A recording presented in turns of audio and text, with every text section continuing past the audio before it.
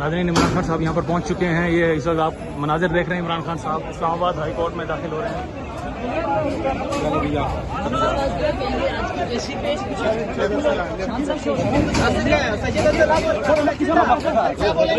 खान साहब क्या नतीजा एक्सपेक्ट कर रहे हैं आज?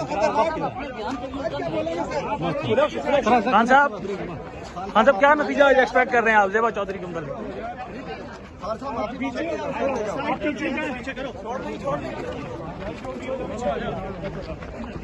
ये मोबाइल वाले को उठाओ, आप उधर जाओ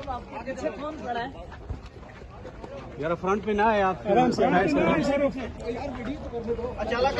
थोड़ा साइड पे करें।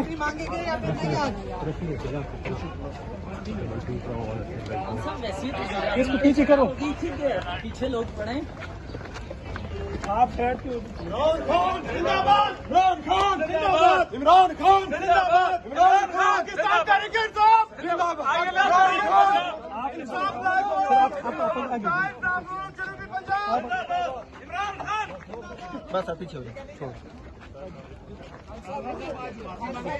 आप पीछे हो जाओ यार। माफी मांगेंगे, तुम बताओ कैसे हो सर? माफी मांगेंगे खान साहब, तुम एडवाइस करो। खान साहब माफी मांगेंगे तो नायल हो जाएंगे।